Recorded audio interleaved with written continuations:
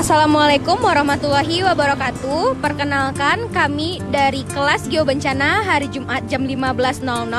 Hari ini kami akan mempresentasikan atau melakukan survei di Sitinjau Lawi tentang bencana longsor yang sering terjadi di Sitinjau Lawi dengan beberapa titik, dengan beberapa anggota yang turun ke lapangan. Yang pertama saya sendiri, Nurul Mawadah, NIM 19045090. Saya Syafitri Muslimah, NIM 190451107. Saya Dafrina Nur Aziza, NIM 19045007. Saya Namarena Zebua dengan NIM 19045058. Saya Sausan Salsabila dengan NIM 19045099. Saya Sedina Akram dengan NIM 19045100. Saya Farur Rahman, NIM 19045130. Saya M. Ifzal Sukri, NIM 19045140. Perkenalkan, nama saya Anissa, NIM 19045118. Baiklah, berikut ini pemaparan video mengenai bencana longsor. Baiklah, di sini saya akan menjelaskan penyebab terjadi longsor di lokasi Sitinjau Lawi, di mana penyebabnya tersebut terbagi menjadi beberapa faktor. Yang pertama yaitu faktor adanya curamnya lereng, yang kedua intensitas hujan yang tinggi. Nah, dari beberapa faktor itu dapat dilihat bahwa lereng di lokasi ini sangat curam, kemudian intensitas belakangan hari ini juga sangat deras. Nah, untuk tipenya longsor tersebut, di mana tipe jenis longsor di belakang ini adalah tipe runtuhan batuan, di mana materi yang terdapat tersebut beragam, baik dari vegetasi, batuan, dan material lainnya. Oke, bisa dilihat mengapa penanaman vegetasi merupakan hal yang paling urgent dikarenakan kondisi tanah dan material tanah penyusun di Sitinjau Lawi ini tidak kuat karena memang sudah banyak tanah yang sudah tersedimentasi sehingga tidak ada batuan yang terlalu kuat. Hal ini bisa dilihat dari susunan batuannya yang kecil-kecil di sini, sehingga jika ada penanaman vegetasi itu membuat keadaan tanahnya lebih kuat lagi karena vegetasilah yang bisa mengikat dari kondisi tanah yang ada di sini. Nah, bisa dilihat juga bahwa hutan-hutan di sini kan merupakan hutan-hutan lama, yaitu hutan-hutannya sudah dengan kondisi yang pohonnya besar-besar. Namun di area yang terjadi longsor ini bisa dilihat bahwa pohon-pohonnya masih kecil. Itulah yang menyebabkan juga mengapa longsor ini bisa terjadi. Untuk itu pemerintah diminta untuk bisa menanam pohon yang memiliki akar tunggang yang besar, lalu cepat tumbuh dan bisa menahan kondisi tanah dari masa kejenuhan air dan juga dari kondisi lerengnya. Sedangkan penyebab-penyebab lain daripada longsor ini salah satunya adalah penggunaan lahan dan vegetasi yang memang terdapat di wilayah ini. Penggunaan lahan di daerah ini didominasi oleh penggunaan lahan dalam hal pembuatan jalan atau pelebaran jalan, dikarenakan ini wilayah yang mana merupakan lintas Sumatera ke daerah provinsi lainnya.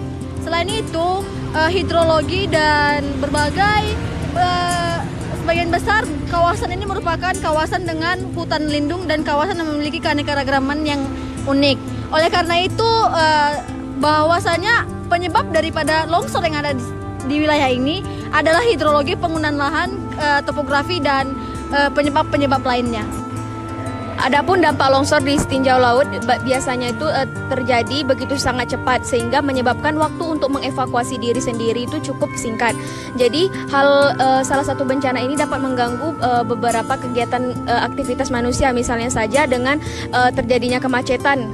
Kemacetan ini tentunya berpengaruh kepada situasi dan keadaan yang memperparah atau memperlambat arus lalu lintas yang berada di Sitinjau Laut sendiri. Dampak dari kejadian longsor ini, yang pertama itu vegetasi berkurang karena vegetasi dari tebing di atas turun dan hancur. Kedua itu membuat lalu lintas tersendat karena material dari tebing longsor menutupi jalan. Lalu yang dampak selanjutnya adalah aktivitas masyarakat, salah satunya adalah aktivitas ekonomi yang terganggu. Baiklah, untuk dampak selanjutnya, karena ini merupakan jalur lintas Sumatera dan berbagai kegiatan ekonomi bertopang pada daerah ini, jadi diperlukan solusi yang pertama yaitu cepatnya penanganan dari kejadian longsor ini, sehingga setiap terjadinya longsor pemerintah diminta untuk lebih cepat tanggap untuk membersihkan area longsor sehingga berbagai kendaraan tidak terhambat untuk perjalanan selanjutnya, karena juga berbagai kejadian longsor itu menghambat dan membuat kemacetan di daerah Sitinjau Lawi. Nah, selanjutnya juga bisa menanam vegetasi yaitu penanaman vegetasi yang bisa dilakukan dengan akar yang kuat karena posisi lereng yang curam itu membuat keadaan vegetasi di atasnya itu harus vegetasi yang kuat sehingga tanah yang menyusun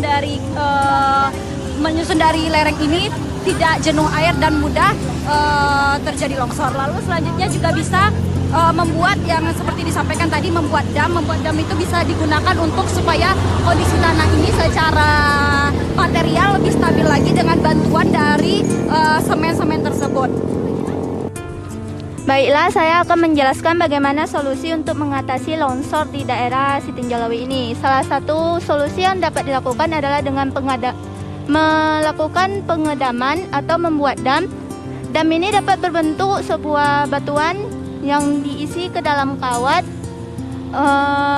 yang mana dam ini berbentuk petak yang nantinya akan disusun di tepi daerah longsor sehingga dapat menahan aliran longsor atau tanah yang akan longsor. Sedangkan untuk rekonstruksi, yakni dengan menggunakan penguatan bangunan infrastruktur di sekitar area rawan bencana longsor di daerah sini, serta melakukan perbaikan drainase tanah di sekitar daerah rawan bencana longsor. Di Indonesia, bencana longsor sering terjadi terutama di Sitinjolawi, Kota Padang. Tanah longsor itu perpindahan material pembentuk lereng berupa batuan, bahan merupakan tanah atau material campuran yang bergerak ke bawah atau keluar lereng. Proses terjadinya tanah longsor dapat diterangkan sebagai contohnya air yang meresap ke dalam tanah akan menambah bobot tanah. Jika air tersebut menembus sampai ke tanah yang kedap air yang berperan sebagai bidang gelincir, maka tanah menjadi licin dan tanah pelapukan di atasnya akan bergerak mengikuti lereng dan keluar lereng. Jadi itulah dampak, penyebab dan solusi dari bencana tanah longsor. Sekian, terima kasih kepada teman-teman dan Bapak Dedi. Kami akhiri tutup dengan Assalamualaikum warahmatullahi wabarakatuh.